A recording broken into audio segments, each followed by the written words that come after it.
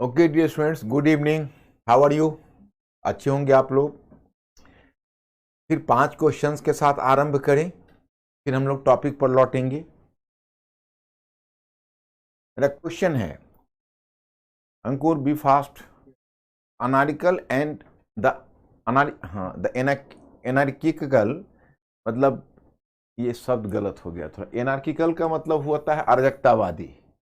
Anarchical and revolutionary crime act, the anarchical and revolutionary crime act 1919 को सामान्य बोलचाल में कहा जाता था ए रॉलेट एक्ट, बिपिट्स India act, Indian arms act, Ilbert bill. Be fast. UPSC का ही क्वेश्चन है।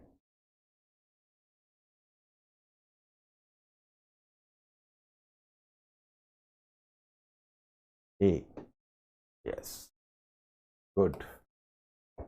क्वेश्चन नंबर 2, असहयोग आंदोलन के मध्य आंध्र क्षेत्र में संगठित किए गए चिराला पिराला आंदोलन का संबंध निम्नलिखित में से किस मुद्दे से था? कल मैंने आप लोगों को लेक्चर के क्रम में इसे स्पष्ट किया था। तो माय स्टूडेंट्स, आप लोग चिराला पिराला याद करो, अपनी मेमोरी पर बल दो और चुनो। यह है भू राजस्व को कम करना, भी पुलिस की ज्यादतियों की जांच, सी नगर पालिका कानून में सुधार, और डी शराब निर्माण पर प्रतिबंध। Be fast my students.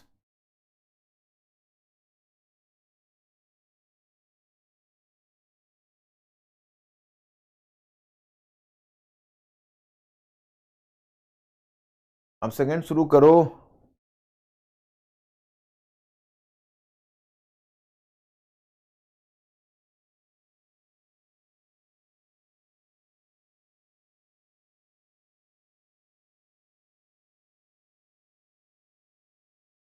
My students, C is the answer. कल बोलचाल के क्रम में मैंने चिराला पिराला मूवमेंट आंध्र प्रदेश बोला था, लेकिन आप लोगों ने उसको कॉन्शियसली कैचअप नहीं किया होगा, ये दिक्कतें हुई होंगी, नहीं तो मैंने इसके बारे में मेंशन किया था। क्या, चलिए अब हमारा नेक्स्ट क्वेश्चन है, नेहरू रिपोर्ट 1928 किससे संबंधित थी?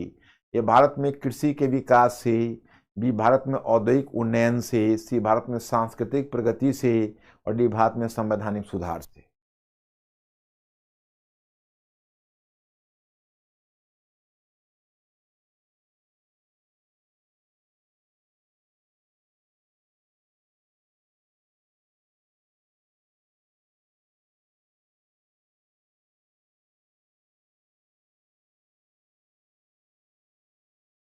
D, yes, that is the correct answer.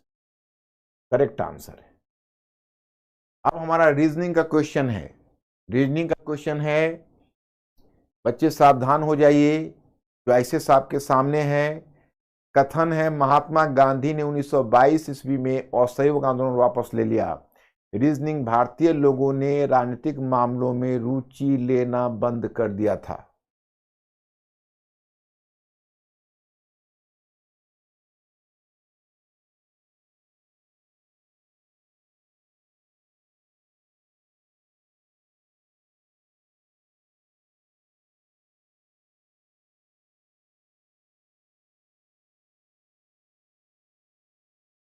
Right,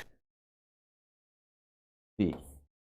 पांचवा क्वेश्चन, लास्ट, निम्नलिखित घटनाओं का सही कालक्रम क्या है? ये क्वेश्चन करेक्ट करो बच्चों, फिर मैं समझूंगा। इस क्वेश्चन को करेक्ट करो। एक लखनऊ समझौता, दो द्वैत शासन का प्रवर्तन, द्वैत शासन प्रणाली, थर्ड रॉलेट अधिनियम, चौथा बंगाल का विभाजन। Be fast.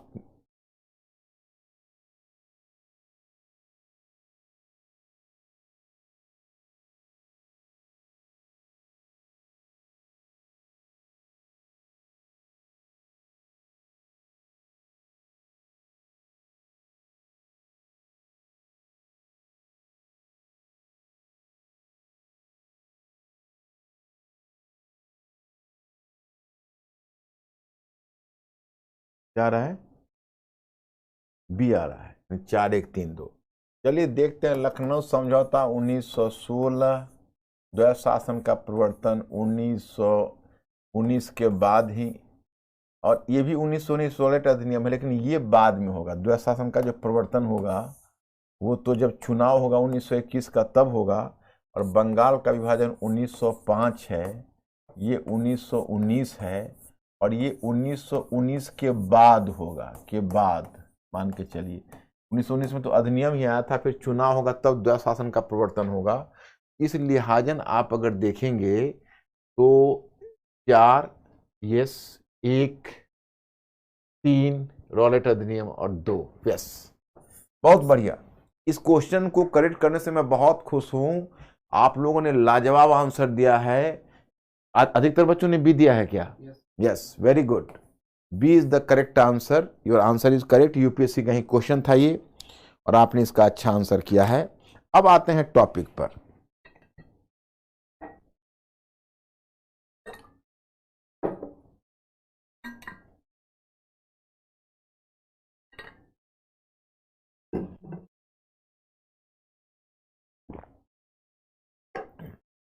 अब कल जहां छोड़े थे वहीं से आगे बढ़ाते हैं आपको। कल हम लोगों ने, याद करिए, हमने आपको असहयोग आंदोलन का भी एक क्वेश्चन भी कर दिया था। असहयोग आंदोलन वाले में ये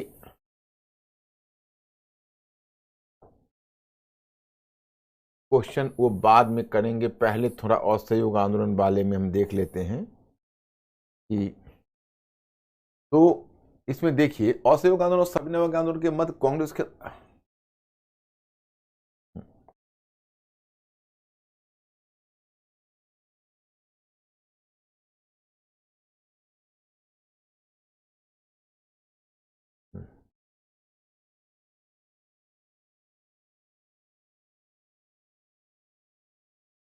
दो चीज थोड़ा सा देख लेना है जिसमें आप लोगों को नजर रखना है।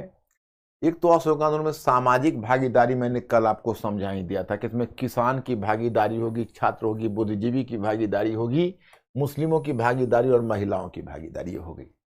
असहयोग आंदोलन का योगदान बड़ा इंपॉर्टेंट है। अगर कहीं आपको हो सकता है स्वतंत्र क्वेश्चन बने तो असहयोग आंदोलन के योगदान और सीमाओं पर, कई बार जैसे योगदान जैसा क्वेश्चन ही पूछ डालते हैं।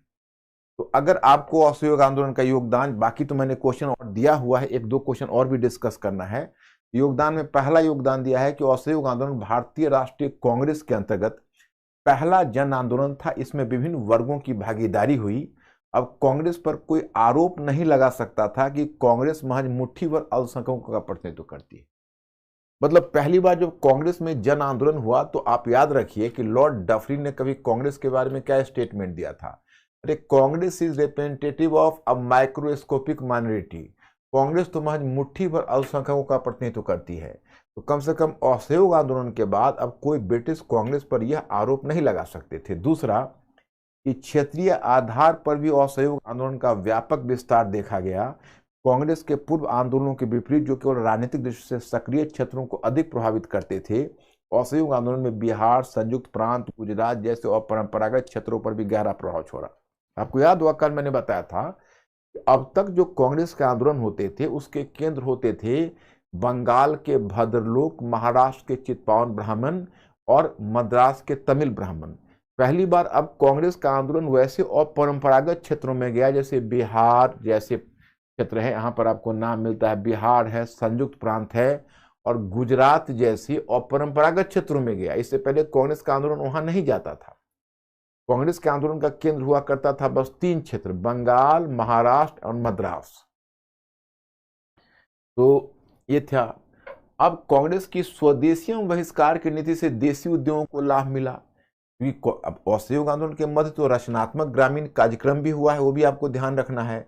जैसे देशी उद्योगों की स्थापना हुई है, देशी शिक्षण संस्थानों में आपको बिहार विद्यापीठ, बनारस विद्यापीठ, काशी विद्यापीठ और जामिया मिलिया इस्लामिया जैसे कॉलेज भी, मतलब विश्वविद्यालय भी स्थापित हुए हैं। आज भी उसका लेगेसी है इंडिया में। तो यह भी असहयोग आंदोलन के मध्य स्थापित हुए हैं। फिर कांग्रेस में संगठनात्मक सुधार हुआ, वो तो कल ही मैंने बता दिया था कि ग्राम स्तर पर, तालुका स्तर पर, जिला स्तर पर समितियों का गठन हुआ। और बल्कि कहोगे तो मैं आपको बताऊं, ग्राम भी है, तालुका,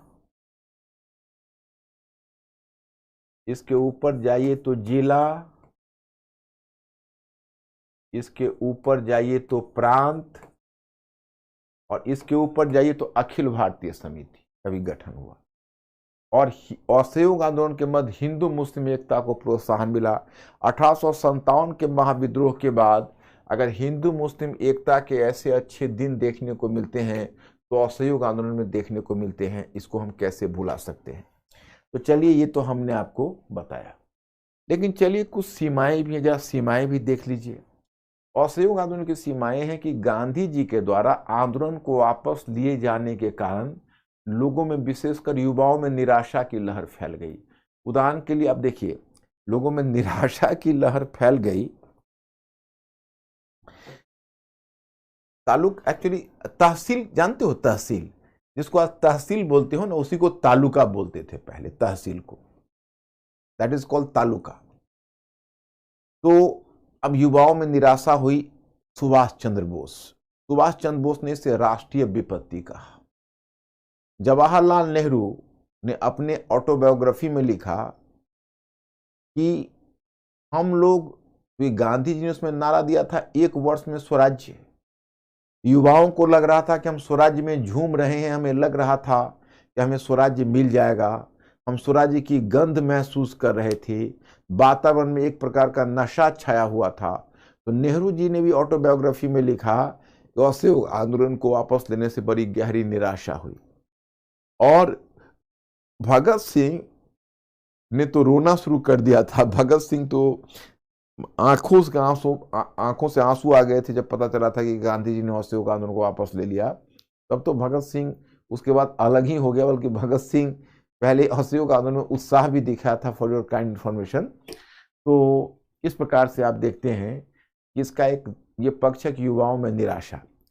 एक बार ऑप्शनल में, तुम लोगों को जीएस में तो शायद ऐसा नहीं पूछना चाहिए, एक बार ऑप्शनल के शॉर्ट नोट में क्वेश्चन पूछा था, क्या गांधी जी के द्वारा असहयोग आंदोलन वापस लिए जाने को आप राष्ट्रीय विपत्ति मानते हैं? क्या आप उसको राष्ट्रीय विपत्ति मानते हैं? तो मैं आपको आगे बताऊंगा, इसका उत्तर मैं आपको बताऊंगा। मैं थोड़ा सा डिस्कस कर लेता हूं, थोड़ा गांधीवादी आंदोलन आप थोड़ा और चलने दो, असहयोग आंदोलन के बाद सविनय आंदोलन भी चलने दो, तो मैं इस प्रश्न को भी आप लोगों के साथ डील करूंगा। एक तो यह हुआ। दूसरा क्या है कि इसका एक नकारात्मक पक्ष माना जाता है, जो हमने कल भी चर्चा की थी, कि गांधी जी ने खिलाफत के मुद्दे पर असहयोग आंदोलन चलाया, और खिलाफत आफ्टर ऑल एक धार्मिक मुद्दा था। तो इससे ऐसा लगा कि उन्होंने धर्म में राजनीति के औचित्य को सिद्ध कर दिया। उन्होंने धर्म में उन्होंने राजनीति में धर्म के औचित्य को सिद्ध कर दिया, क्योंकि कोई आंदोलन किसी धार्मिक मुद्दे पर चलाया जाना, इसका फायदा आगे मुस्लिम लीग ने उठाया, और मुस्लिम लीग ने बारंबार बस राजनीति को, जैसे जिन्ना ने इसका फायदा उठाया, मतलब राजनीति को, बाद में उसने कहा हिंदू और मुसलमान दोनों 2 राष्ट्र हैं। तो कहीं ना कहीं राजनीति, कोई राजनीतिक आंदोलन, और वो भी असहयोग आंदोलन जैसा एक अखिल भारतीय आंदोलन, एक धार्मिक मुद्दा पर उठाया जाना एक गलत परंपरा की शुरुआत हो गई। जब असहयोग आंदोलन की सीमा की बात होती है तो इस बात को भी ध्यान में रखा जाता है। तो ये 2 पक्ष हो गए। अब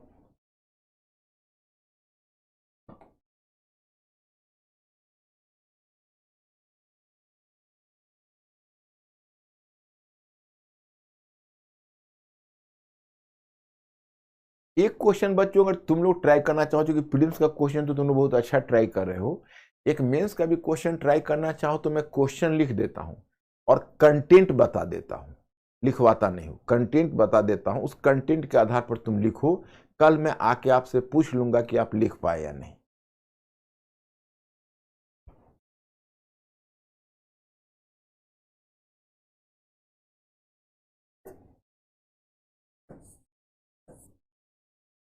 क्या गांधी जी के द्वारा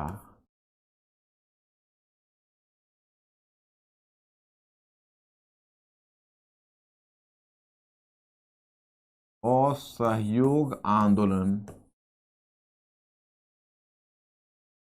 गांधी जी के द्वारा असहयोग आंदोलन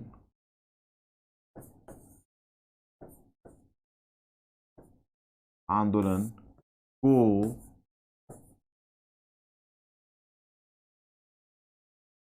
वापस लिए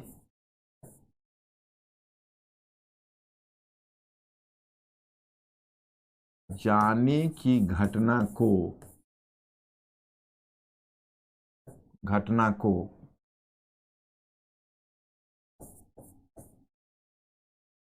आप राष्ट्रीय विपत्ति मानते हैं?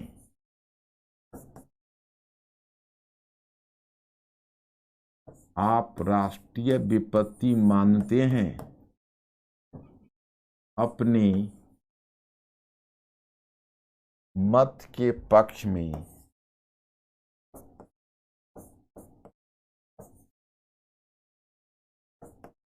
अपने मत के पक्ष में उत्तर दीजिए।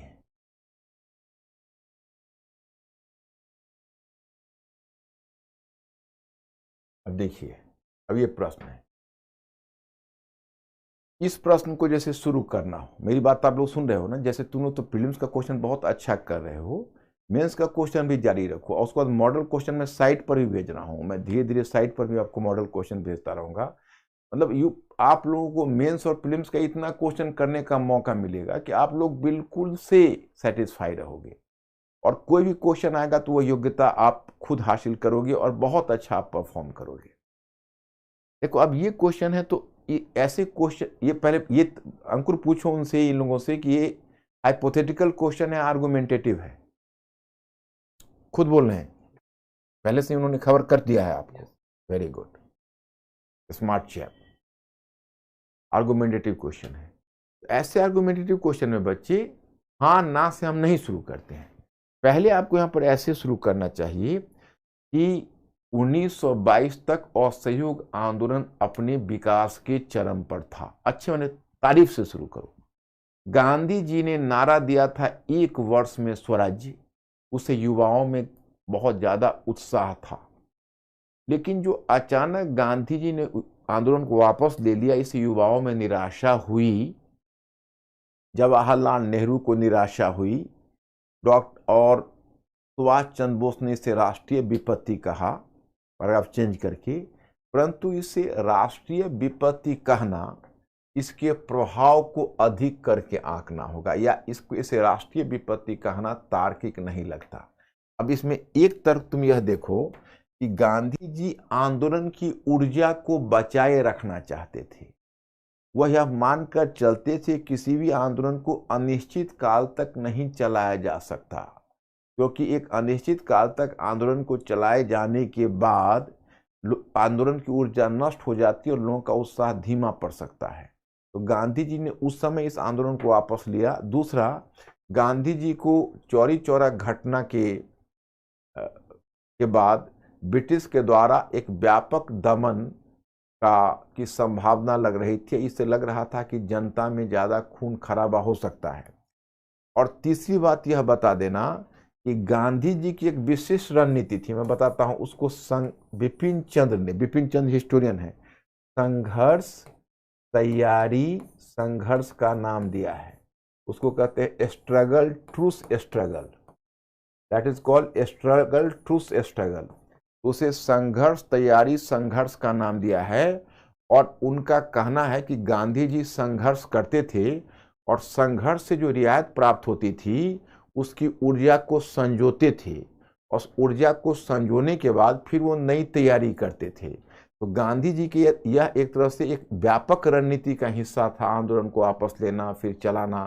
क्योंकि गांधी जी ने स्पष्ट कह दिया था कि ये फर्क नहीं पड़ता है कि 1 वर्ष में या 10 वर्ष में या 5 वर्ष में या 2 दिन में, लेकिन स्वराज्य के लिए संघर्ष आरंभ हो गया है तो चलता रहेगा। मतलब उनके लिए यह रणनीति का हिस्सा था।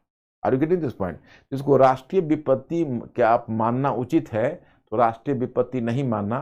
तुम लोग जरा ट्राई करके देखना और कल हमें बताना कि तुम लोग कर पा रहे हो कि नहीं। अंकुर ओके है सभी? ठीक। अब मैं स्टूडेंट्स, अब तुम लोगों को मैं पहले एक दूसरी तरफ ले चलता हूं, फिर क्वेश्चन पर लाऊंगा।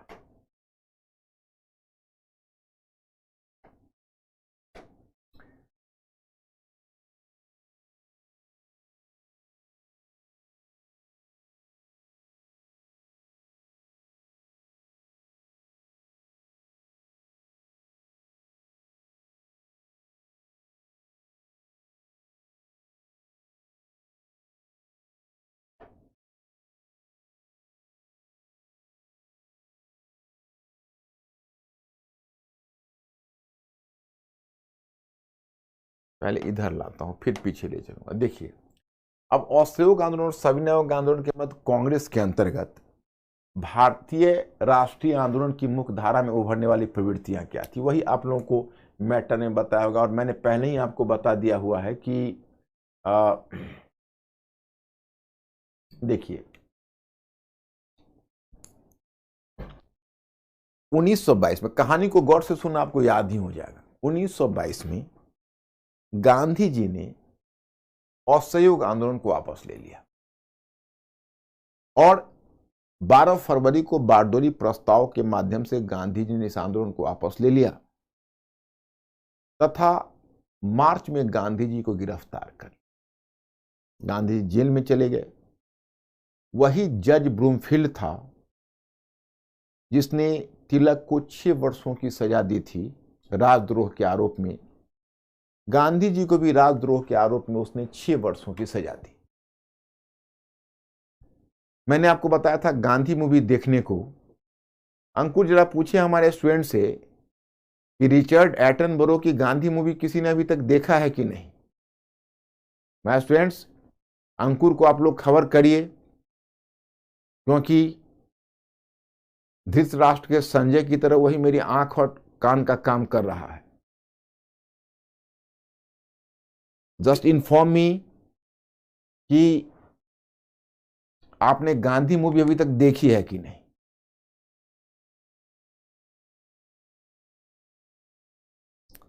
क्या अंकुर, क्या खबर कर रहे हैं? काफी बच्चों ने देखी। और गांधी मूवी देखी होगी तो कोर्ट सीन को याद करिए। उस कोर्ट सीन में जब जज ब्रूमफील्ड ने गांधी जी को 6 वर्षों की सजा दी तो गांधी जी किस कैंडे के नेता थे, उन्होंने जज ब्रूमफील्ड से इनोसेंटली पूछा कि मी लॉर्ड, क्या मैं जान सकता हूं कि मुझे किस गलती के लिए सजा मिली है? वो कहता है कि mister Gandhi, you have done sedition, आपने राजद्रोह किया है, and according to this law you are penalised for 6 year jail. तो इस पर उन्होंने कहा कि मी लॉर्ड, एक ऐसी सरकार जो हमारी नहीं है, एक ऐसी सरकार जिसकी प्रकृति विदेशी है, एक ऐसी सरकार जो हमारा शोषण करती है और एक ऐसी सरकार जो मेरे लाभ के लिए नहीं है, क्या वैसी सरकार के साथ सहयोग न करना राजद्रोह है? And you will be surprised to know that कि जज ब्रूमफील्ड उनसे आंख नहीं मिला पाता और कहता, O mister Gandhi, I will make an appeal to the government कि आपकी सजा कम कर दीजिए। और यह कह के वो चला जाता। तो गांधी जी तो चले गए जेल, लेकिन गांधी जी के जेल जाने के बाद कांग्रेस के अंदर फिर मतभेद उभरने लगे। आपको याद था कि चित्तरंजन दास ने पहले ही यह बात उठाई थी जब असहयोग आंदोलन गांधी स्टार्ट करने जा रहे थे कि हम काउंसिल में प्रवेश, चुनाव लड़ेंगे और काउंसिल में प्रवेश करेंगे। हालांकि एक बात गलत आप चित्तरंजन दास को मत समझिएगा, चित्तरंजन दास कोई सत्ता लोलुप नहीं थे। चित्तरंजन दास इसलिए नहीं काउंसिल में जा रहे थे कि अपन पावर को ग्रैब करेंगे या वहां पर हम अपनी शक्ति का उपयोग करेंगे। चित्तरंजन दास इसलिए जा रहे थे काउंसिल में क्योंकि वो चाहते थे कि हम असहयोग आंदोलन का विस्तार काउंसिल में करेंगे और जो निर्वाचित सरकार में हम रहेंगे और गवर्नर के काम में अरंगा लगाएंगे। खैर जो भी हो, वो गांधी जी से मतभेद रखते थे इस मुद्दे पर। तो गांधी जी के सीन से हटने के बाद चित्तरंजन दास, मोतीलाल नेहरू, चक्रवर्ती राजगोपालाचारी, ये सब चले गए स्वराज्यिस्ट गुट में। और स्वराज्यिस्ट गुट में आकर वो काउंसिल प्रवेश की बात करने लगे कि हमको चुनाव लड़ना है और काउंसिल में प्रवेश करना है। इधर वल्लभ भाई पटेल थे, अच्छा उधर विट्ठल भाई पटेल थे, वल्लभ भाई पटेल के बड़े भाई चित्तरंजन दास, मोतीलाल नेहरू, विट्ठल भाई पटेल ये सब काउंसिल एंट्री वाले थे। इधर चक्रवर्ती राजगोपालाचारी इधर थे, सॉरी मैंने गलत नाम कर दिया, उधर थे चित्तरंजन दास, मोतीलाल नेहरू और विट्ठल भाई पटेल। इधर वल्लभ भाई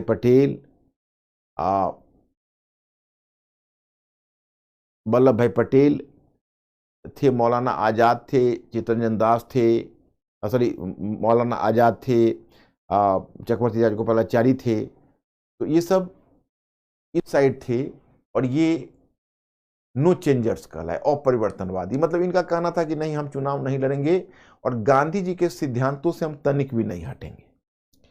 अब देखो, ये भी एक इंटरेस्टिंग चीज है जो मैं आपको बताऊं कि विट्ठल भाई पटेल और वल्लभ भाई पटेल ये दोनों भाई थे, लेकिन दोनों भाई की उम्र में भी काफी फर्क था। विट्ठल भाई पटेल काफी एजेड थे वल्लभ भाई पटेल से, और दोनों में कभी बनती नहीं थी।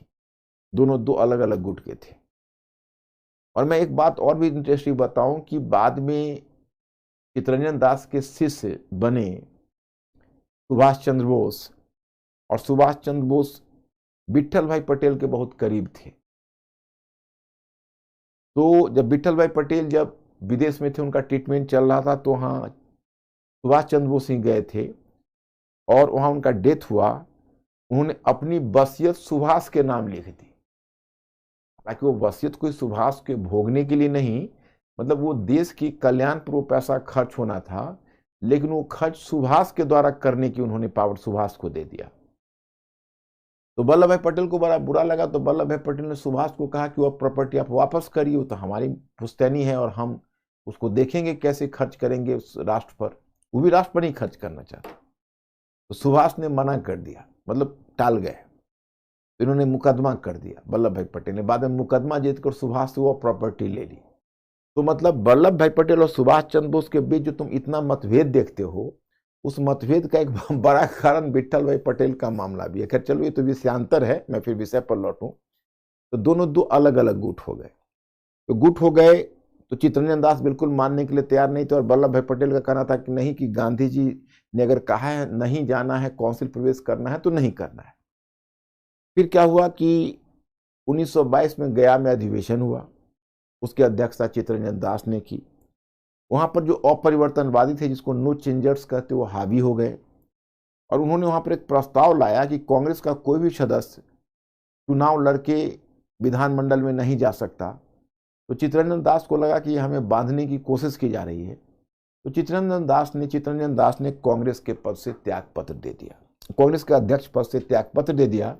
और जनवरी 1923 में उन्होंने अखिल भारतीय कांग्रेस स्वराज्य पार्टी का गठन किया, जिसको स्वराज्य पार्टी शॉर्ट में बोलते हैं। अब कांग्रेस टूटन की कगार पर आ गई।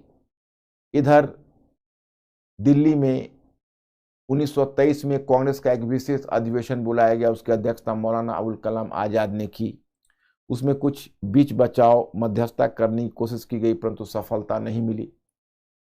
गांधी जी 1922 में गिरफ्तार होकर जेल गए थे, 6 वर्षों की सजा मिली थी, आपको पता है। किंतु स्वास्थ्य के आधार पर गांधी जी को 1924 में ही रिहा कर दिया गया था। जब 1924 में गांधी जी आए तो पहले तो बहुत दुखी हुए स्वराज पार्टी के व्यवहार को देखकर, लेकिन बाद में फिर गांधी जी समझौतावादी भी थे। उन्होंने एक समझौता सूत्र ला दिया गांधी जी ने, और कहा कि ऐसा है कि कांग्रेस के 2 कार्यक्रम हैं। कांग्रेस का एक कार्यक्रम है काउंसिल प्रवेश, जो स्वराज्य पार्टी जिसको चला रहे हैं, और कांग्रेस का दूसरा कार्यक्रम है रचनात्मक ग्रामीण कार्यक्रम। तो रचनात्मक ग्रामीण कार्यक्रम मैं शुरू करने वाला हूं। तो कांग्रेस के कार्यकर्ता स्वतंत्र हैं कि जो रचनात्मक कार्यक्रम करना चाहे वो हमारे साथ आ जाए, और जो काउंसिल प्रवेश कर चुनाव लड़ना चाहे वो स्वराज्य पार्टी के साथ चले जाए। बस कार्यकर्ताओं का रास्ता मिल गया और कांग्रेस टूटन के कगार से बच गई। 1924 में बेलगांव में कांग्रेस का अधिवेशन हुआ।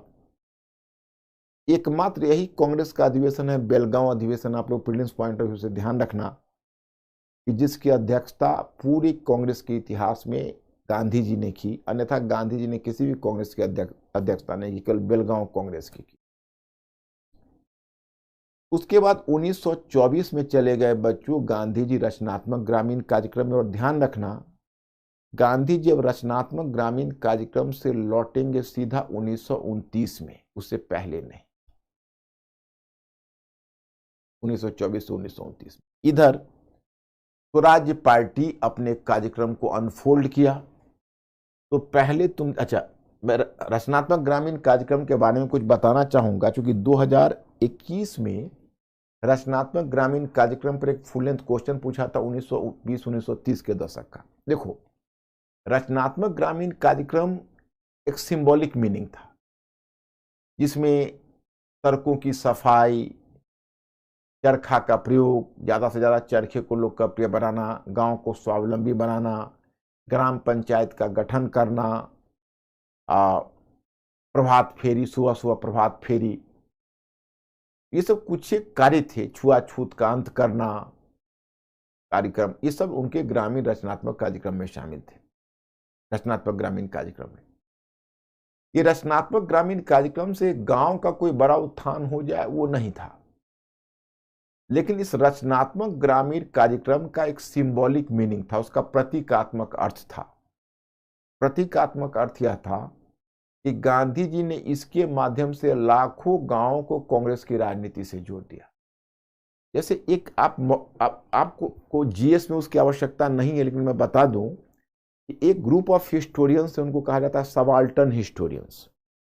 उसी में एक हार्डीमैन है सबाल्टर्न हिस्टोरियन, जिन्होंने गुजरात में शोध किया है, रिसर्च। एक हितेन सान्याल है, उन्होंने बंगाल में रिसर्च किया है, और एक ज्ञानेंद्र पांडे है जो संयुक्त प्रांत में, जो वर्तमान में यूपी है, उसमें रिसर्च किया है। और इन सबों ने अपने अपने शोध में यही सिद्ध किया है कि रचनात्मक ग्रामीण कार्यक्रम ने भारत के लाखों गांवों को कांग्रेस की राजनीति से जोड़ दिया। और अगर असहयोग आंदोलन की तुलना में सविनय अवज्ञा आंदोलन में तुम देखोगे, अगर ज्यादा जन भागीदारी रही, उसमें एक बहुत बड़ी भूमिका गांधी के रचनात्मक कार्यक्रम की है। तो ये तो हुआ गांधी के रचनात्मक कार्यक्रम। अब इधर क्या है कि स्वराज आंदोलन। अब देखो स्वराज आंदोलन में क्या हुआ कि स्वराज आंदोलन, स्वराज पार्टी सक्रिय हुई, चुनाव लड़ी, चुनावी सफलता भी मिली इसको। 1923 के चुनाव में जब सफलता मिली उसको कि भाई केंद्रीय विधानमंडल में स्वराज पार्टी को 1/3 सीटें मिली, और फिर स्वराज पार्टी केंद्रीय विधानमंडल में विट्ठल भाई पटेल को अध्यक्ष के पद पर निर्वाचित करवा सकी। मतलब विट्ठल भाई पटेल भारत के पहले स्पीकर बने। फिर मध्य प्रांत में स्वराज पार्टी को स्पष्ट बहुमत मिला, बंगाल में सबसे बड़ी पार्टी के रूप में उभरी, संयुक्त प्रांत में सबसे बड़ी पार्टी के रूप में उभरी, संयुक्त प्रांत में दूसरी बड़ी पार्टी के रूप में उभरी। फिर उधर मोहम्मद अली जिन्ना भी चुनाव लड़के, और वो जिन्ना उसमें मुस्लिम लीग के नेता थे, तो उधर से चुनाव लड़के वो भी आए हुए थे। तो वहाँ पर विधानमंडल में मुस्लिम लीग और चित्तरंजन दास में एक अच्छा गठबंधन भी बना जिन्ना के साथ, और विधानमंडल में दोनों मिलकर काम कर रहे थे। लेकिन जो मंशा लेकर स्वराज पार्टी गई थी, उसको शीघ्र ही निराशा मिली। उसका ओरिजिनल कार्यक्रम क्या था? उसका ओरिजिनल कार्यक्रम था कि चुनाव लड़के सरकार बनाना और अंदर से सरकार की कार्यवाही को ध्वस्त करना, मतलब गवर्नर को काम में अरंगा लगाना। चूंकि हम निर्वाचित हैं और हम मंत्री हैं, और जब काम ही नहीं करेंगे तो गवर्नर चलाएगा कैसे। लेकिन माय स्टूडेंट्स, तुम लोगों को मैं 1919 का भारत शासन अधिनियम पढ़ा चुका हूं, उसमें मैं द्वैत शासन आप लोगों को बता चुका हूं। और द्वैत शासन में मैंने बताया है कि प्रांत में कितने विषय मिले हुए थे निर्वाचित सरकार को। आपको याद होगा, भूले तो नहीं हो। मैंने आपको बताया हुआ है कि द्वैत शासन में 4 ही विषय मिले हुए थे इधर, और बाकी जितने भी विषय थे आरक्षित विषय थे, जिस पर मनोनीत मंत्रियों की सहायता से गवर्नर निर्णय लेता था। इतनी कम शक्तियां उस निर्वाचित सरकार को मिली हुई थी, तो सरकार क्या अरंगा लगाती। तो बार बार स्वराज पार्टी गवर्नर को डिस्टर्ब करने की कोशिश करती, परंतु सफलता मिली ही नहीं, क्योंकि उसके पास पावर ही बहुत कम थी। तो शीघ्र निराशा मिली। फिर दूसरा हादसा इसके साथ तब हुआ जब 1925 में चित्तरंजन दास की अकस्मात मृत्यु। हालांकि वो मरने का एज उनका नहीं था, लेकिन अकस्मात चित्तरंजन दास की मृत्यु हो गई। तो चित्तरंजन दास की मृत्यु के बाद जो गांधी जी थे, मोतीलाल नेहरू, वो मोतीलाल नेहरू विधानमंडल से आ गए वापस। 1926 तक स्वराज पार्टी निराश होकर लौट गई। तो 23 से 26 तक स्वराज पार्टी सक्रिय रही, लेकिन स्वराज पार्टी को कुछ विशेष सफलता नहीं। अब मेरा डायग्राम को आप याद रखिएगा। स्वराज पार्टी का अगला चरण मैंने बताया साइमन कमीशन। अब देखिए क्या हुआ। एक तरह से अब गांधी जी कहाँ है, तो गांधी जी की चर्चा भी मत करिए। 1924 में वो रचनात्मक ग्रामीण कार्यक्रम में गए हुए हमारे डायग्राम को देखते रहिए और वह लौटेंगे गांधी जी सीधा 1929 में। आपके दिमाग में क्रोनोलॉजी बनना चाहिए और मैं क्वेश्चन भी डेली पीटी का पूछता रहूंगा ताकि आप लोगों को भूलने नहीं दूंगा। और वैसे भी आप लोग इतने इंटेलिजेंट हो कि भूलते नहीं हो, आप लोग काफ़ी मेहनती हो, लेकिन मैं भी अपनी तरफ से पूरी कोशिश करूंगा कि आप भूल ना पाए। तो गए वो रचनात्मक ग्रामीण कार्यक्रम में, वो वहीं है। इधर जब स्वराज पार्टी वापस आ गई तो कांग्रेस की राजनीति में शिथिलता आ गई। गांधी जी है नहीं, स्वराज पार्टी सक्रिय नहीं है, तो एक तरह से अब कांग्रेस की राजनीति दिशाहीन हो गई कि अब क्या करना है। फिर ब्रिटिश ने ही एक मुद्दा दे दिया, इस बार मुद्दा दे दिया साइमन कमीशन। तो जो साइमन कमीशन का मुद्दा दे दिया, वो मुद्दा बड़ा प्रचंड मुद्दा था। एक्चुअली एक साइमन कमीशन था क्या, मैं आपको बताना चाहता हूं। साइमन कमीशन 1919 का जो भारत सरकार अधिनियम आया था, उसमें द्वैध शासन प्रणाली लागू की गई थी। तर्क ब्रिटिश ने यही दिया था कि पहले हम आपको थोड़ी शक्ति देकर देखते हैं, अगर वह शक्ति आपने चला ली तो मैं आपको और शक्ति दूंगा, लेकिन आपके इस द्वैध शासन के परीक्षण के लिए हम 10 वर्ष में एक कमीशन बनाएंगे और वह कमीशन इस बात का की पड़ताल करेगा, इस बात की जांच करेगा कि आपने द्वैध शासन को ढंग से चलाया या नहीं चलाया। और अगर उस कमीशन का अनुमोदन होगा तो फिर आगे बात बनेगी और हम आपको और भी आगे शक्ति देंगे। तो फिर इसी परिप्रेक्ष्य में उन्होंने बनाया साइमन कमीशन। अब जब साइमन कमीशन उन्होंने बनाया तो उसकी घोषणा 1927 में की। साइमन कमीशन बनने की घोषणा 1927 में हुई। अब कहो कि भाई हमारे जो देश की पार्टियां थी उनको क्या आपत्ति थी। पहली आपत्ति यह थी कि भाई आपने 10 वर्षों के बाद कमीशन गठित करने की बात की थी और 2 वर्ष पूर्व ही घोषणा कर दी। तो खैर ये तो छोटी बात है। बड़ी बात यह थी इसमें 7 के 7 सदस्य आपने चुने हैं और ये सभी श्वेत हैं, सभी व्हाइट हैं। आखिर इसमें किसी भारतीयों को प्रतिनिधित्व क्यों नहीं दिया। अब आपके मन में एक सवाल अगर खड़ा होगा कि ब्रिटिश यह कह सकते थे कि देखिए साइमन कमीशन ब्रिटिश पार्लियामेंट के मेंबर्स से चुना गया है, तो हम ब्रिटिश पार्लियामेंट में भारतीय मेंबर्स कहां से लाते, तो भी वो गलत हो जाते। क्योंकि उस समय ब्रिटिश पार्लियामेंट में 2 मेंबर्स ऐसे थे जो आपको नाम यहां पर दिया हुआ है, सत्येंद्र प्रसाद सिन्हा, मतलब लॉर्ड सिन्हा, सत्येंद्र प्रसाद सिन्हा है, तो लॉर्ड सिन्हा है, और दूसरा है डॉक्टर सकलतवाला। ये 2 मेंबर्स ऐसे थे जो भारतीय मेंबर्स थे, परंतु इन दोनों मेंबर्स को रहने के बाद भी किसी व्हाइट मेंबर को, किसी इंडियन को नहीं चुना। इस बात से ये आहत हुए।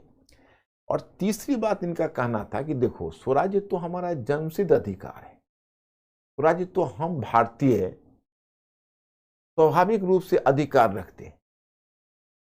क्या हमें अपने यहाँ स्वराज्य लेने के लिए हमें एग्जामिनेशन देना पड़ेगा। अब ऐसी नौबत आ गई। मतलब उसी तरह की बात है जैसे आपके पिता आपके अभिभावक थे, वो आपके शुभ चिंतक हैं। तो बचपन में आपने जिद यह की कि मुझे साइकिल चढ़नी है, पिताजी मना करते हैं कि नहीं साइकिल पर तुम बैठोगे तुम्हारे हाथ पांव टूट जाएंगे, अभी तुम्हारी उम्र नहीं हुई है, तुम साइकिल पर मत बैठो। लेकिन तुम कहोगे नहीं नहीं मैं चलाऊंगा, रोने लगते हो, तो पिताजी साइकिल पर बैठा देते हैं और पीछे से साइकिल का कैरियर पकड़कर दौड़ते रहते हैं कि भाई ऐसा है कि जब वो गिरेगा तो मैं लपक लूंगा और गिरने नहीं दूंगा। तो ब्रिटिश वही नौटंकी कर रहे थे कि देखिए आप पता नहीं सरकार चला पाएंगे या ना चला पाएंगे, तो पहले हम आपको थोड़ी सी शक्ति देते हैं, फिर एक कमीशन बैठाएंगे, फिर वो कमीशन इस बात की जांच करेगा कि आप चला सकते हो कि नहीं। लेकिन भारतीय उनको अपना पिता समझने के लिए तैयार नहीं थे। भारतीयों का कहना था कि आपकी हम पूरी चालाकी समझ रहे हैं, आप हमें सत्ता में भागीदार नहीं होने देना चाहते, इसलिए आप तरह तरह के बहाने बना रहे हैं हमें कोई परीक्षा देने की जरूरत नहीं है। मतलब उनका कहना है मेरी साइकिल मेरा पाँव तोड़ लूंगा, आप कौन होते हैं बोलने वाले, मतलब कि हमें आप नहीं रोक सकते।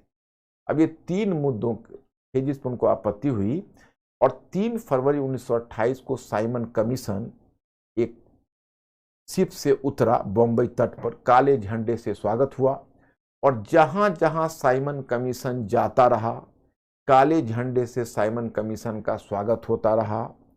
उसी क्रम में आपने देखा कि पंजाब में एक अगली सीन हो गया, जिसमें आपने को पता होगा कि लाला लाजपत राय लाहौर में वह एक बहिष्कारियों के जत्थों का नेतृत्व करते हुए आगे बढ़ रहे थे। पुलिस ने इतनी बेरहमी से उन्हें लाठियां मारी कि वो बहुत घायल होकर गिर गए। उन्होंने कहा कि मेरे शरीर पर पड़ी हुई एक एक लाठी ब्रिटिश साम्राज्य के ताबूत की कील साबित होगी। और फिर वहाँ से घायल होकर गए और जल्द ही उनका डेथ हो गया। तो कहा जाता है कि इलाहाबाद में जब जवाहरलाल नेहरू नेतृत्व कर रहे थे तो उनको भी पुलिस ने घेर लिया था और बेरहमी से लाठियां चलानी शुरू कर दी थी, लेकिन उनके शरीर पर गोविंद वल्लभ पंत सो गए थे, वर्चुअली उनको बचा लिया था। सारी लाठियां उन्होंने झेल ली थी शरीर पर, और नेहरू जी बाल बाल बचे। तो मतलब ये हुआ इस तरह से साइमन कमीशन। लेकिन अब ये साइमन कमीशन बहिष्कार आंदोलन को तो घटनाएं मैंने बताई, लेकिन जहां जहां गया काले झंडे स्वागत हुआ, वो भी अपना काम करता रहा। लेकिन इसका लाभ क्या है, इसका योगदान है? तो जिस समय हमारे राष्ट्रीय आंदोलन की मुख्य धारा में शिथिलता आ गई थी, उस समय साइमन कमीशन ने उसमें एक नई जान ला दी। अगर भारत की 4 पार्टियों को आप अपवाद में रखिए तो सारी पार्टियों ने उसमें हिस्सा लिया है, उस बहिष्कार आंदोलन में। 4 पार्टी हिस्सा नहीं लेने वाले थे। अंबेडकर की अखिल भारतीय अछूत फेडरेशन था, दूसरी पार्टी थी केंद्रीय सिख लीग थी, अखिल भारतीय अछूत फेडरेशन थी, ये पार्टी अंबेडकर जी की थी, डॉक्टर अंबेडकर की, और एक अखिल भारतीय सिख लीग थी। एक पार्टी थी जातीय पार्टी मद्रास की थी, और एक पार्टी थी मुस्लिम लीग का एक महकमा। मुस्लिम लीग देखो 2 गुट में बटा हुआ था। एक गुट में तो मोहम्मद अली जिन्ना लीड कर रहे थे, तो वो तो लिबरल गुट था, उसमें जिन्ना तो बहिष्कार आंदोलन में कांग्रेस के साथ शामिल हुए। लेकिन दूसरा गुट को शफी खान नेतृत्व कर रहा था, वो हार्डलाइनर गुट था, उसने सरकार के साथ सहयोग किया। तो बाकी उन चारों को छोड़ के जितनी भी पार्टियां थी भारत की, सब ने बहिष्कार आंदोलन में हिस्सा लिया। तो आप साइमन कमीशन बहिष्कार में देखेंगे तो मतलब एक तरह से इसका योगदान हुआ कि संयुक्त प्रांत में जवाहरलाल गोविंद वल्लभ पंत ने इसका, तो इस प्रकार से आपने देखा कि इसका भी मतलब विधान पुनर्गठन संघ का विस्तार। तो खैर आपको साइमन कमीशन का महत्व क्या है, इसने भारतीय दलों को राजनीतिक मोर्चे पर लामबंद कर ब्रिटिश साम्राज्य के विरोध के लिए प्रेरित किया। इससे राष्ट्रीय आंदोलन को नवीन गति प्राप्त हुई। दूसरा, इसमें छात्रों की व्यापक भागीदारी रही, जिसके परिणाम स्वरूप छात्रों ने पहली बार राजनीतिक अनुभव प्राप्त कर अनेक छात्र संगठनों को जन्म दिया। यह भी इसका दूसरा महत्व है। तीसरा है, इसने भारतीयों को स्वशासन की मांग को प्राथमिकता क्रम में ऊपर ला दिया तथा भारतीयों द्वारा भारत के संविधान को निर्मित किए जाने की मांग को प्रबलता से उठाया जाने लगा। मतलब इनका ये कहना था कि भाई हम आपका संविधान नहीं मानते, आप हमें संविधान बनाने दीजिए। अब इसकी अगली कड़ी आ जाएगी नेहरू रिपोर्ट। अब इसकी अगली कड़ी नेहरू रिपोर्ट क्या होगी मैं बताना चाहूंगा। एक्चुअली हुआ ऐसा, क्योंकि साइमन कमीशन बहिष्कार आंदोलन में सारे राजनीतिक दलों ने उसका बहिष्कार किया, तो इसको बड़ा इमोशनली लिया भारत सचिव बर्केनहेड ने, और उसके मन में थोड़ी सी शरारत भी थी। उसने कहा कि अच्छा ठीक है, ऐसा है कि अगर आप भारतीय पार्टियों को हमारे द्वारा दिया गया संविधान मंजूर नहीं है तो चलिए आप सभी भारतीय पार्टी आपस में मिलकर सहमति बनाइए, और सहमति बनाकर एक ऐसा संविधान बनाइए जिसमें कम से कम प्रमुख दलों की सहमति हो। इस चैलेंज को कांग्रेस ने स्वीकार किया।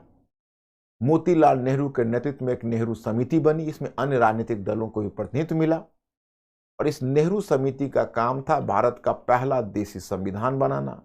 1 वर्ष के अंदर इसने एक संविधान बनाकर तैयार कर दिया। अब उन संविधान के प्रावधानों को बच्चों तुम लोग याद रखो, किसके पॉइंट ऑफ व्यू से, तो प्रीलिम्स के पॉइंट ऑफ व्यू से। इस प्रीलिम्स में इस तरह के जो कॉन्स्टिट्यूशनल जो रिफॉर्म्स या कॉन्स्टिट्यूशनल जो डेवलपमेंट होते हैं उसमें प्रोविजंस करके आपको प्रीलिम्स के एग्जामिनेशन में प्राय पूछ देते हैं। तो उसमें अगर आप इसमें कहोगे तो 1928 में कांग्रेस की बैठक हुई मुतेर, हाँ, इसमें भारत को डोमिनियन स्टेटस का दर्जा प्राप्त हो, इसने भारत के लिए डोमिनियन स्टेटस की मांग की। पूर्ण स्वराज्य की मांग नहीं, डोमिनियन स्टेटस की मांग की। अब कहोगे डोमिनियन स्टेटस क्या है, तो जिस तरह से स्वराज्य है तो डोमिनियन स्टेटस शब्द आया है साउथ अफ्रीका के लिए, ऑस्ट्रेलिया के लिए और बाकी जो व्हाइट कॉलोनी है उसके लिए। डोमिनियन स्टेटस में क्या है कि विदेश और प्रतिरक्षा ब्रिटिश के पास होगा और बाकी मामले हमारे पास रहेंगे।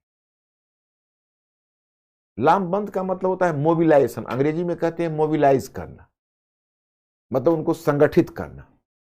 जो मोबिलाइजेशन कहते हो उसी को लामबंदी बोलते हैं। तो एक प्रावधान था कि इसने डोमिनियन स्टेटस का प्रावधान था। दूसरा था संघीय व्यवस्था थी, लेकिन वो संघीय व्यवस्था का झुकाव एकात्मकता की तरफ था। एकात्मकता का मतलब हुआ कि जो अवशिष्ट शक्तियां थी, अवशिष्ट शक्तियां समझते हो ना, रेसिडियरी पावर्स, अभी तो पॉलिटिक्स तुम लोग पढ़ रहे हो, हालांकि अभी नहीं पढ़ाया गया होगा, आगे पढ़ाएंगे वो तो आपको बताएंगे। जैसे 3 सूचियां होती है ना, केंद्र सूची, राज्य सूची और समवर्ती सूची, तो इन तीनों में शक्तियां विभाजित हो जाती है। इसके बाद जो शक्तियां बची खुची शक्तियां होती है, रिमेनिंग शक्तियां, जो हम जानते देखते नहीं, भविष्य में अगर निकल जाए तो उसको अवशिष्ट शक्तियां कहते हैं, रेसिडियरी पावर्स। तो अभी भारत में रेसिडियरी पावर्स हमारे संविधान में केंद्र में निहित है, तो उस समय भी नेहरू रिपोर्ट ने उसको केंद्र में निहित कर दिया। ओके, तो इसलिए है तो संघीय व्यवस्था, लेकिन झुकाव एकात्मकता की तरफ लिए हुए था, डोमिनियन स्टेटस था। फिर मौलिक अधिकार का प्रावधान उसमें उन्होंने रखा था, फंडामेंटल राइट्स का ही प्रावधान था, और सार्वत्रिक वयस्क मताधिकार का प्रावधान था, यूनिवर्सल एडल्ट सफरेज का प्रावधान था, उत्तरदायी सरकार का प्रावधान था। उत्तरदायी सरकार का मतलब है कि एक ऐसी सरकार हो जो देश के निर्वाचित विधानमंडल के प्रति उत्तरदायी हो। उत्तरदायी सरकार थी, डोमिनियन स्टेटस था, संघीय व्यवस्था थी, और मौलिक अधिकार था, सार्वत्रिक वयस्क मताधिकार था। ये सारे प्रावधान थे नेहरू रिपोर्ट। हाँ, संयुक्त निर्वाचन था। एक नेहरू रिपोर्ट ने काम क्या किया था मैं आपको बताता हूं। इसी मुद्दे पर मुस्लिम लीग से मतभेद भी हुआ। जैसे याद करो कि 1909 में पृथक निर्वाचन दिया गया था, मुस्लिम लीग को 1909 के अधिनियम में पृथक निर्वाचन मिला था। इन कांग्रेस पृथक निर्वाचन को मानने से इनकार कर रही थी, याद आ रहा है आपको। लेकिन नेहरू रिपोर्ट ने इसको नहीं माना। नेहरू रिपोर्ट ने पृथक निर्वाचन को रद्द करके फिर संयुक्त निर्वाचन का प्रपोजल रख दिया। अब बताइए, कांग्रेस ने 1909 के पृथक का जो अधिनियम उसमें पृथक निर्वाचन का प्रावधान था। कांग्रेस ने पहले बहुत समय तक पृथक निर्वाचन को नहीं माना, फिर 1916 में उन्होंने पृथक निर्वाचन को माना लखनऊ पैक्ट में, और 1916 के लखनऊ पैक्ट में पृथक निर्वाचन को मानने के बाद फिर वो रिवर्स कर दिया 1928 के नेहरू रिपोर्ट में कि नहीं, हम पृथक निर्वाचन को नहीं मानते। अब बताइए, 3-3 टर्न कांग्रेस ने लिया कि हम पृथक निर्वाचन को नहीं मानते हैं, तो उससे पृथक निर्वाचन नहीं मानने वाली बात थोड़ा हो जाएगी। तो that is going to be a big thing. अब आपको that is the point of पृथक निर्वाचन। अब इसी मुद्दे पर मुस्लिम लीग से मतभेद हुआ, तो ये हुआ नेहरू रिपोर्ट। लेकिन इस पर जब बात बनी, जब सहमति के लिए आई, तो मैं आपको आगे बताऊंगा संप्रदायवाद में।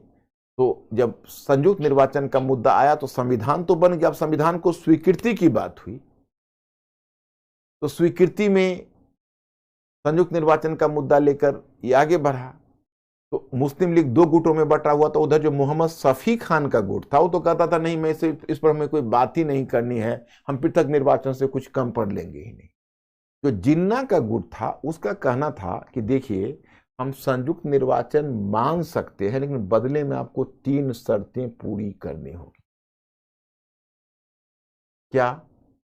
तो केंद्रीय विधानमंडल में आप 1/3 सीटें मुसलमानों के लिए आरक्षित कीजिए, नंबर 1। नंबर 2 कि 5 जो मुस्लिम बहुल प्रांत है उसमें जनसंख्या के आधार पर मताधिकार दीजिए। अब यहां पर आपको कंफ्यूजन होगा कि 5 मुस्लिम बहुल प्रांत में जनसंख्या के आधार पर मताधिकार दीजिए से वो क्या मीन कर रहा था, क्या मतलब था? उसका मतलब था जैसे टोटल 11 प्रांत थे, तो उसमें क्या था कि पृथक निर्वाचन के आधार पर मुस्लिम लीग को जो सीटें आवंटित हुई थी विभिन्न प्रांतों में, वो समान इक्वल नंबर ऑफ सीट्स थी। इक्वल नंबर ऑफ सीट्स आवंटित हुई थी, तो मुस्लिम लीग के साथ दिक्कत यह थी कि जहां मुस्लिम लीग बहुमत में थी, जहां मुस्लिम लीग अल्पमत में थी, जिस प्रांत में मुसलमान अल्पमत में थे, तो जहां मुसलमान अल्पमत में थे वहां उनको जनसंख्या से ज्यादा सीटें मिल गई थी, लेकिन जहां वो बहुमत में थे वहां कम मिली हुई थी, क्योंकि इक्वल नंबर ऑफ सीट्स थी। तो जिन्ना चाहते थे कि हेड और टेल दोनों हमारे फेवर में हो जाए। जहां हम बहुमत में हैं वहां हमें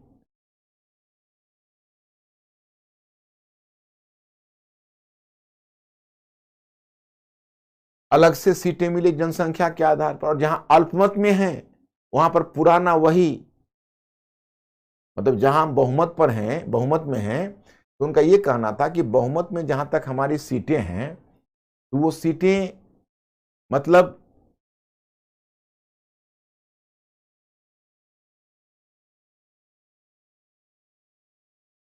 हमारी जनसंख्या के आधार पर मिल जाए, और जहां हम अल्पमत में हैं वहां पुराने पृथक निर्वाचन के आधार पर ही मिलता रहे। मतलब चाहते थे हेड और टेल दोनों हमारे फेवर में आ जाए। बहुमत में हैं वहां पर आप हमको जनसंख्या के आधार पर दे दीजिए, और जहां अल्पमत में हम हैं तहां पुराना वाला कोटा रहने दीजिए, क्योंकि उसमें ज्यादा सीटें मिली हुई थी। खैर एनीवे, और तीसरी उनकी मांग यह थी कि अवशिष्ट शक्तियां जो है संविधान की, वह केंद्र में निहित न करके प्रांत में निहित करिए, प्रांत में निहित करिए, यही आवश्यक। देखो, पूरे राष्ट्रीय आंदोलन के दरमियान में आपको संवैधानिक विकास, क्योंकि संप्रदायवाद भी तो साथ ही साथ विकसित हो रहा है, और आप लोग स्वतंत्रता और विभाजन दोनों दृश्य को देखोगे, तो उसमें आप एक चीज मैं आपको बताना चाहूंगा, या एक चीज पर आपका ध्यान इंगित करना चाहूंगा कि देखना कि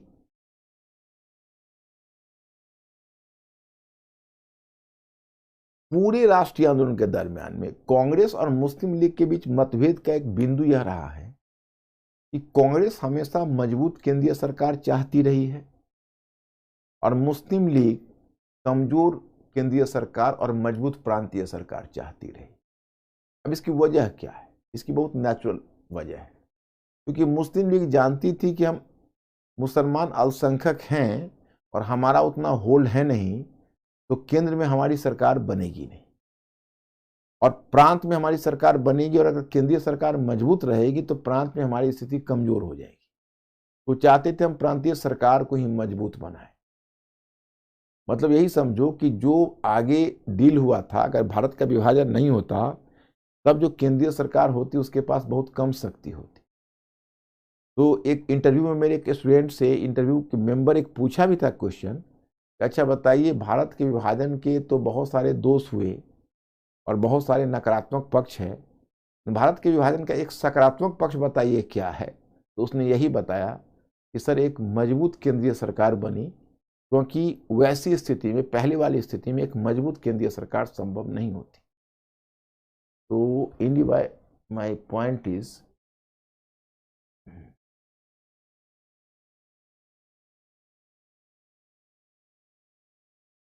अब आता है लास्ट उसमें 1929 का लाहौर अधिवेशन। 1929 के लाहौर अधिवेशन का क्या झमेला है मैं बताना चाहता। एक्चुअली दो युवा नेता उस समय थे, जवाहरलाल नेहरू और सुभाष चंद्र बोस। ये दोनों नेहरू रिपोर्ट से खुश नहीं थे, क्योंकि 1927 में इंडिपेंडेंस फॉर इंडिया लीग के माध्यम से ये दोनों ने पूरे देश का दौरा किया था। जवाहरलाल नेहरू और सुभाष चंद्र बोस पूरे देश का दौरा किया था, और दौरा करके युवाओं में पूर्ण स्वराज्य के लिए एक वातावरण का निर्माण किया। उन दोनों की मांग थी कि भाई, भारत पूर्ण स्वराज्य का प्रस्ताव चाहेगा। कांग्रेस ने अब तक स्वराज्य पर ही, डोमिनेंट स्टेटस पर ही रखा था, और कांग्रेस डोमिनियन स्टेटस तक की ही मांग कर रही थी। इनका कहना था डोमिनियन स्टेटस नहीं, हम विदेश प्रतिरक्षा वगैरह नहीं छोड़ेंगे ब्रिटिश को, हम कंप्लीट फ्रीडम लेंगे। तो इन दोनों ने पूरे देश का दौरा करके माहौल निर्मित किया था। और जब 1928 में नेहरू रिपोर्ट तैयार हो रहा था तो इन युवा नेताओं ने मोतीलाल नेहरू पर दबाव डाला था, या नेहरू रिपोर्ट पर, कि पूर्ण स्वराज्य का प्रस्ताव लाइए। तो नेहरू रिपोर्ट ने पूर्ण स्वराज्य का प्रस्ताव न लाकर डोमिनियन स्टेटस का ही प्रस्ताव रखा। लेकिन उसमें इन युवा नेताओं के दबाव में एक बात तय करनी पड़ी, अगर 1 वर्ष के अंदर ब्रिटिश सरकार डोमिनियन स्टेटस की मांग को नहीं मानती तो कांग्रेस पूर्ण स्वराज्य का प्रस्ताव पारित करेगा। 1 वर्ष बीत गया, और बीतना तो था ही, क्योंकि वैसे भी तो नेहरू रिपोर्ट विफल हो गया। क्योंकि नेहरू रिपोर्ट तैयार हुआ, मुस्लिम लीग से बात चली, जिन्ना ने 3 शर्तें रखी। कलकत्ता में सर्वदलीय बैठक 1928 में बुलाई गई जिन्ना की शर्तों पर विचार करने के लिए। उस समय जिन्ना ने एकता की अपील भी की थी, लेकिन तब तक इधर से हिंदू महासभा और सिख लीग का दबाव भी कांग्रेस पर पड़ने लगा कि आप डील मत करिए इस मुद्दे पर मुस्लिम लीग के साथ। तो कांग्रेस उधेर बुन में ही रह गई। अंत में वार्ता टूट गई और जिन्ना भी कलकत्ता से दिल्ली चले गए और शफी खान की आवाज में आवाज मिलाने लगे। तो वार्ता ले देकर टूट गई। बर्केनहेड ने जो कांग्रेस को चैलेंज किया था कि अगर आपको हमारा संविधान मंजूर नहीं है तो आप सभी भारतीय पार्टी मिलकर आपस में एक ऐसी संविधान बनाइए जिस पर कम से कम बड़ी पार्टियों की सहमति हो। तो उसका जो दावा था वो सही सिद्ध नहीं हुआ और अंत में वार्ता तो टूट ही गई और कोई इसका रिजल्ट सामने नहीं आया। तो 1 वर्ष बीत गया तो वही अब युवा नेताओं ने याद दिलाया कि अब पूर्ण स्वराज्य का प्रस्ताव पारित करिए। 1929 के लाहौर अधिवेशन में रावी नदी के किनारे पूर्ण स्वराज्य का प्रस्ताव, उसी में गांधी जी अब वही जो रचनात्मक ग्रामीण कार्यक्रम में गए थे, बच्चों याद होगा 1924 में, तो गांधी जी सीधे 1929 के लाहौर अधिवेशन में प्रकट हुए। और लाहौर अधिवेशन उन्हें एक नए आंदोलन के लिए अधिकृत भी करेगा और अब गांधी जी अपने आप को सविनय अवज्ञा आंदोलन के लिए तैयार भी करेंगे। तो आगे आप इसी मुद्दे पर गांधी जी का सविनय अवज्ञा आंदोलन भी देखोगे, जो गांधी जी का सविनय अवज्ञा आंदोलन आरंभ हो, जिसकी चर्चा हम आगे करेंगे। ये 1929 तक ही समाप्त होगा, फिर 1930 से 39 आपका दूसरा चैप्टर चलेगा। तो लाहौर, और उसी में लाहौर प्रस्ताव, लाहौर प्रस्ताव का एक और भी इंटरेस्टिंग पक्ष है, मैं आपको बताता हूं कि अध्यक्षता जवाहरलाल नेहरू ने की थी और 1928 के कांग्रेस की अध्यक्षता मोतीलाल नेहरू ने की थी। तो एक परंपरा है कि जब एक कोई इनकमिंग प्रेसिडेंट होता है तो आउटगोइंग प्रेसिडेंट उसको चार्ज देता है। तो पहली बार लाहौर में एक भावुक दृश्य देखा गया कि पिता पुत्र को चार्ज दे रहे थे। इतना बड़ा कोइंसिडेंस कभी फिर हुआ नहीं कांग्रेस के अधिवेशन में। और जब ये प्रस्ताव पूर्ण स्वराज्य का पारित किया गया तो 26 जनवरी 1930 को पूरे भारतवर्ष में स्वतंत्रता दिवस मनाया गया। और यही वजह है कि 26 जनवरी का दिन भारत के लिए ऑस्पिशियस डे है। आज भी तुम देखते हो अगर हमारे संविधान के लिए 26 जनवरी की तिथि चुनी गई तो इसकी वजह यही है। जो 26 जनवरी की तिथि है वो हमारे संविधान में वो बड़ा ऑस्पिशियस डे माना जाता है। उसको बड़े मतलब सम्मान से देखा जाता है। तो जब हमारे संविधान को अपनाया जाना था तो बात हुई कि भाई हमारा संविधान को किस तिथि को अपनाई जाए। तो यही तय हुआ कि 26 जनवरी के दिन ही हम लोग संविधान को लागू करें। तो वही 26 जनवरी 1930 से चला आ रहा है। इस तरह से आप 1929 तक बच्चे पहुंच गए। अब आप अपने डायग्राम पर नज़र डालिए और डायग्राम पर नज़र रख के तब देखिए, क्योंकि आपका ये तो मुख्य धारा का आंदोलन है, लेकिन मुख्य धारा के आंदोलन के साथ साथ आपको बहुत सारे साइड आंदोलन तो मिलते हैं, तो जरा साइड आंदोलन पर नजर डालेंगे तब आपको पता चलेगा। अब भारतीय राष्ट्रीय आंदोलन में विभिन्न वर्गों की भागीदारी, उसमें सबसे पहले हम देखते हैं क्रांतिकारी राष्ट्रवाद।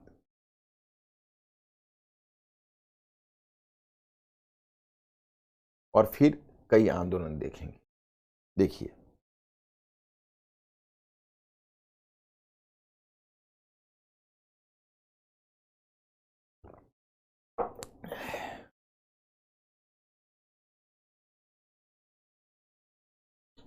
वैसे तो मैंने आपको बताया था कि पहले धारणा यह थी कि जब भी राष्ट्रीय आंदोलन की मुख्य धारा में गिरावट आ जाती थी तो क्रांतिकारी राष्ट्रवाद में तेजी आती थी। लेकिन अब ऐसा माना जाता है कि जहां तक क्रांतिकारी राष्ट्रवाद का सवाल है तो एक वैकल्पिक धारा के रूप में क्रांतिकारी राष्ट्रवाद हमेशा चलता रहा है। और एक ही परिवार में अगर चाचा कांग्रेस के मेंबर है तो भतीजा क्रांतिकारी राष्ट्रवादी है, इस तरह की स्थिति रही है, जो मैंने कहा कि मैकलिन का जो रिसर्च हुआ है।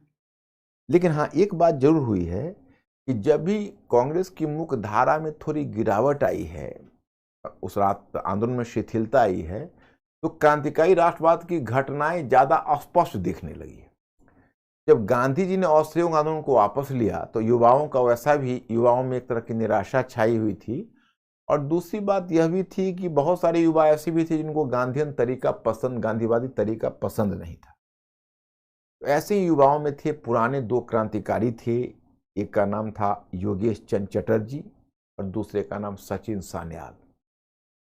उत्तर भारत में कुछ क्रांतिकारी युवाओं को संगठित करने लगे। उत्तर भारत में यानी संयुक्त प्रांत में सक्रिय हुए। ये तो बंगाली थे लेकिन संयुक्त प्रांत में सक्रिय हुए। उस समय बहुत सारे क्रांतिकारी पत्र का प्रकाशन होने लगा। सारथी, बिजली, आत्मशक्ति जैसे पत्रों का प्रकाशन आरंभ हुआ। और फिर आप देखोगे सचिन सान्याल और योगेश चंद्र चटर्जी के प्रयास से 1924 में कानपुर में एक हिंदुस्तान रिपब्लिकन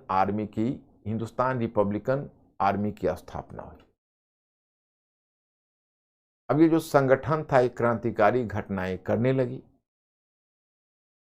और क्रांतिकारियों को संगठित करने लगी। एक क्रांतिकारियों को के लिए एक बहुत बड़ा मिलन स्थल बन गया। और तय हुआ 1925 में तय हुआ कि लखनऊ के पास एक स्टेशन था, उसका नाम था काकोरी। तो काकोरी में एक ट्रेन डकैती की घटना हुई जब सरकारी खजाने को लूटा गया तो बड़ी व्यापक धरपकड़ हुई। इस व्यापक धरपकड़ के बाद बहुत से क्रांतिकारी पकड़े गए। उसमें राम प्रसाद बिस्मिल, रोशन सिंह, अशफाक उल्ला खान और राजेंद्र लाहिड़ी को मृत्यु दंड की सजा मिली। बाकी को काले पानी की सजा मिली, अंडमान निकोबार भेजा गया। लेकिन चंद्रशेखर आजाद एक युवा क्रांतिकारी थे जो भाग निकले, वो नहीं पकड़े गए। और फिर बिखरी हुई पार्टी को संगठित करने का काम आगे चंद्रशेखर आजाद ने ही किया। और चंद्रशेखर आजाद ने पार्टी को संगठित किया। उसी समय उनको बड़ा एक युवा सहयोगी का समर्थन मिला जो थे भगत सिंह। भगत सिंह ने पंजाब में नौजवान भारत सभा का गठन किया और नौजवान भारत सभा का गठन कर उसने पंजाब में सक्रियता दिखाई। आगे वो आ गया और आके HRA का मेंबर बना। लेकिन भगत सिंह HRA का मेंबर तो बना, लेकिन फिर भगत सिंह पर समाजवादी विचारधारा का बड़ा प्रभाव था। और वैसे मैं आपको बताऊं कि वह समय था कि वैसे भी समाजवादी विचारधारा धीरे धीरे प्रगति कर रही थी। तो समाजवादी विचारधारा का प्रभाव और भी क्रांतिकारियों पर 1920 के दशक में क्रांतिकारियों पर समाजवादी विचारधारा का प्रभाव वैसे भी बढ़ता जा रहा था। वैसे ही मैं बताना चाहता हूं कि जैसे मतलब एक क्रांतिकारी मनमथनाथ गुप्त ने लिखा है फिलॉसफी ऑफ बॉम्ब। तो मतलब इस तरह के क्रांतिकारियों में समाजवादी विचारधारा धीरे धीरे घर करने लगी थी। स्वयं स्वयं चंद्रशेखर आजाद पर भी समाजवादी विचारधारा का प्रभाव था। लेकिन भगत सिंह एक समर्पित समाजवादी था। भगत सिंह के नेतृत्व में ही क्रांतिकारियों की बैठक दिल्ली के फिरोज शाह कोटला में हुई, एक गुप्त बैठक हुई, और उसी में इस पार्टी का नाम बदलकर HSRA का नाम बदलकर HSRA कर दिया गया, हिंदुस्तान सोशलिस्ट रिपब्लिकन आर्मी। उसमें समाजवादी शब्द जोड़ दिया गया।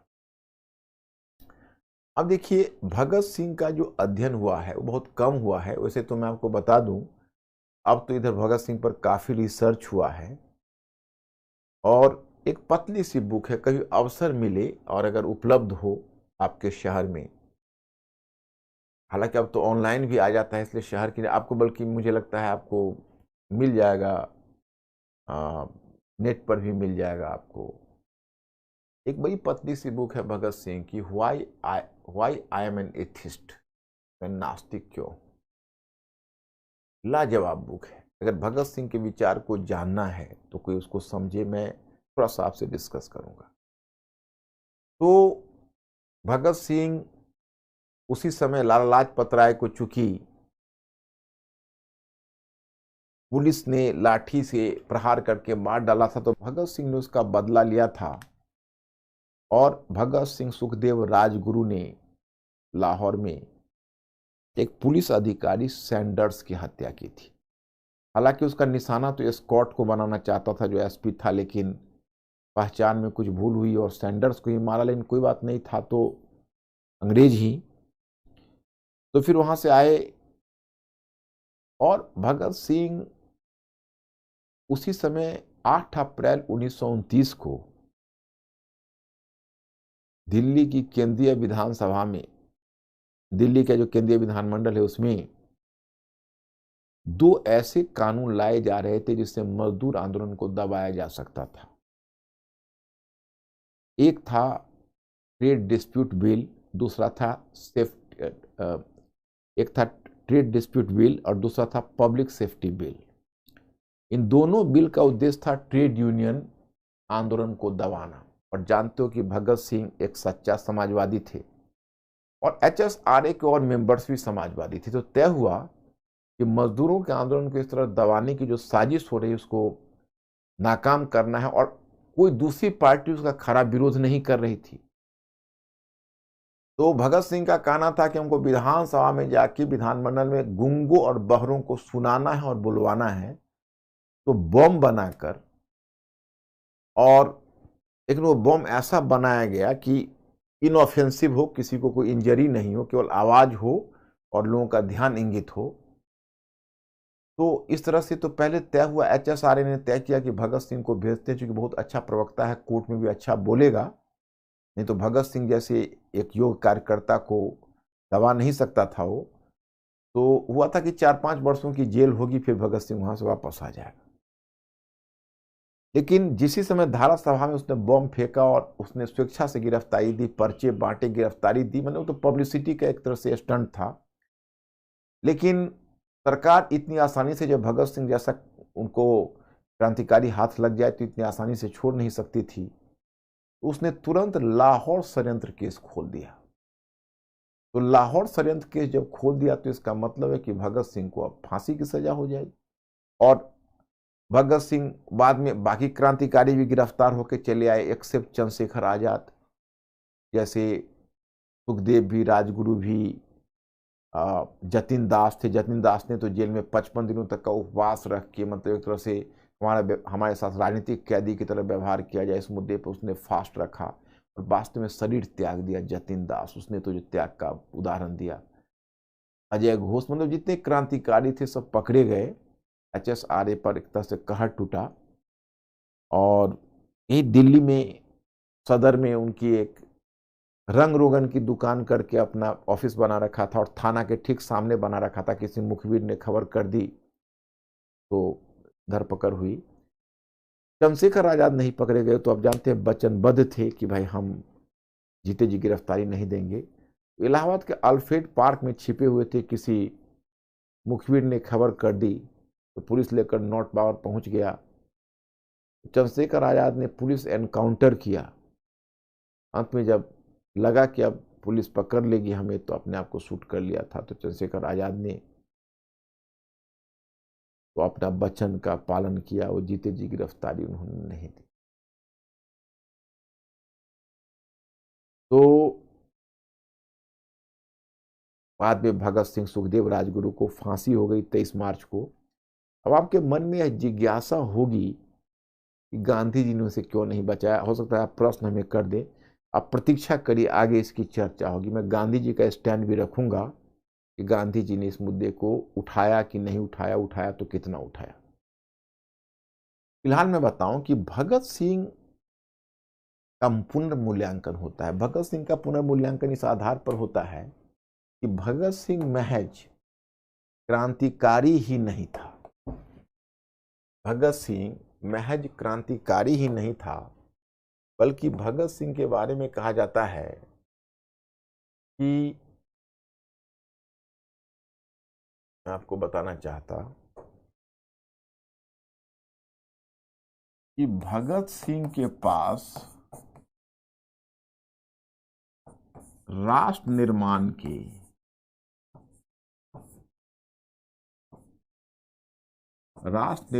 के वैकल्पिक मार्ग थे। वो महज क्रांतिकारी नहीं था, राष्ट्र निर्माण के वैकल्पिक मार्ग उसके पास था। वो वैकल्पिक मार्ग क्या है? एक था समाजवाद और दूसरी थी धर्मनिरपेक्षता। मतलब वो एक ऐसा राष्ट्र बनाना चाहता था जिसमें जो समाजवाद और धर्मनिरपेक्षता के आधार पर, मतलब HSRA के एजेंडा में ही कहा गया था कि हम बम और पिस्टल में विश्वास नहीं करते। हमारा उद्देश्य एक ऐसी व्यवस्था का अंत करना है जिससे मानव के द्वारा मानव का शोषण। और भगत सिंह ने ये कहा था कि हम एक ऐसा राष्ट्र बनाना चाहते जिसमें केवल पूंजीपतियों और जमींदारों की भूमिका नहीं, बल्कि किसानों और मजदूरों की भूमिका हो। हम देशी और विदेशी दोनों पूंजीवाद का अंत करना चाहते। तो यही समझिए, जब भगत सिंह को फांसी के लिए जब जेलर पहुंचा था, उसमें वो लेनिन को पढ़ रहा था, व्लादिमीर लेनिन को। और उस समय भगत सिंह ने कहा, बस 5 मिनट आप रुक जाइए, एक क्रांतिकारी दूसरे क्रांतिकारी से मिल रहा। भगत सिंह के लिए इतना इंपॉर्टेंट था वो, पूछ सकते हैं। एक क्रांतिकारी दूसरे क्रांतिकारी से, भगत सिंह का स्टेटमेंट। तो समाजवाद के आधार पर गठित करना चाहता था। और दूसरी थी धर्मनिरपेक्षता। धर्मनिरपेक्षता उसका कहना था कि धर्म शासक वर्ग के द्वारा या जो प्रभावी वर्ग है उसके द्वारा कमजोर वर्ग के शोषण का हथियार है। धर्म को हमेशा हथकंडा बनाया जाता है। मैं नास्तिक क्यों हूं, मैं उसने स्पष्ट किया है इसको। इसलिए वो ऐसा राष्ट्र बनाना चाहता था जो इन दो महत्वपूर्ण, वो कहता था कि हिंसा का प्रयोग हम तभी तक कर रहे हैं जब तक समाजवादी पद्धति स्थापित नहीं हो जाए। एक बार जो समाजवादी पद्धति स्थापित हो जाएगी तो हम हिंसा की पद्धति के बजाय लोगों में इन विचारों को फैलाकर, लोगों तक विचारों को पहुंचाकर सहमति के माध्यम से हम चलाएंगे। मात्र 22-23 वर्ष की उम्र में उसका मतलब उसकी मृत्यु हुई, मतलब फांसी पर गई। नहीं तो अगर भगत सिंह जीवित होता तो आगे उसको विचारों को फैलने का मौका मिलता। अगर आज़ादी के बाद भगत सिंह अगर भारत में होता तो क्या समाजवाद की गति होती, वो कहना बहुत ही मुश्किल है। कि हमारे देश की राजनीति की दिशा वो बदल सकता था, ऐसा व्यक्तित्व था वो। लेकिन समय से पहले मृत्यु हो जाने के कारण उसको विचारों को बहुत पनपने और फूलने का मौका, फलने फूलने का मौका नहीं मिला। मैं नास्तिक क्यों हूं, मुझे उसने लिखा है तो कई बार देखकर आंखें भर जाती है। उसके पिता ने एक लेटर लिख दिया था गवर्नर जनरल वायसराय को कि भाई युवा है, उसको आप थोड़ा उस पर रहम करिए, उनको मृत्युदंड से मुक्त कर दीजिए। और भगत सिंह को पता चला तो बहुत लज्जित हुआ। पिता को लिखा कि आपको किसने अधिकार दिया कि आपने मेरी तरफ से, जबकि आपसे मेरे विचारों की कभी सहमति नहीं रही है, किसने आपको अधिकार दिया कि मेरी तरफ से आपने सरकार से इस तरह की बात की। अब देखिए वीडी सावरकर साहब को देखिए, उन्होंने खुद मर्सी पिटीशन दिया, लेकिन भगत सिंह उस पिताजी के मर्सी पिटीशन को इतना प्रचंड कहा कि आप सभी को बताएंगे कि आपने किया है, ये हमारी सहमति इसमें नहीं। उसने कहा कि देखिए, मैंने एक जगह पर उसने लिखा है कि देखिए दो तरह के लोग होते हैं, कुछ लोग अपने को भगवान कहने लगते हैं और कुछ लोग ऐसे होते हैं जो भगवान में असीम आस्था रखते हैं। मैं दोनों में से किसी कोटि में नहीं, मैं नास्तिक हूं, मैं भगवान को नहीं मानता। जो भगवान को मानते हैं वैसे क्रांतिकारी जब मरने लगते हैं तो यह सोचकर याद करते हैं, वैसे व्यक्ति मरने लगते हैं मैं मर नहीं रहा हूं, मैं भगवान से मिल रहा हूं और मेरा दिल जाके भगवान से मिल जाएगा। लेकिन मैं तो भगवान को नहीं मानता। तो जो भगवान को मानते हैं वो मरने के बाद अपने जीवन की सार्थकता भगवान से मिलन में ढूंढते हैं। लेकिन आखिर मेरे मरने का प्रयोजन क्या है, क्योंकि मैं भगवान से तो मिलूंगा नहीं, तो मेरा क्या है? क्या मेरी मृत्यु निरर्थक हो गई? कहा नहीं, मेरी मृत्यु सार्थक है, क्योंकि मेरी यह मृत्यु लाखों युवाओं में राष्ट्रवाद की चेतना का संचार करेगी, इसलिए मेरी मृत्यु सार्थक है। और मैं नास्तिक क्यों हूं मैं, उसने इस बात को सिद्ध करने का प्रयत्न किया है। तो भगत सिंह महज एक क्रांतिकारी नहीं था, एक विचारक भी था, बहुत बड़ा विचारक अपने समय का था। तो मैं स्टूडेंट्स आज मुझे यही रुकना पड़ेगा, अब टाइम तो थोड़ा ज़्यादा ही हो रहा है, और मैं फिर कल इसमें बचा हुआ कुछ अंश है उसको लेने के बाद मैं 1930 के बाद काम को कल बढ़ा दूंगा। मैटर में फिर कल आपको भिजवा दूंगा एक PDF फॉर्म में। तो आज यही रुकता हूँ मैं students, I will see you tomorrow. Thank you.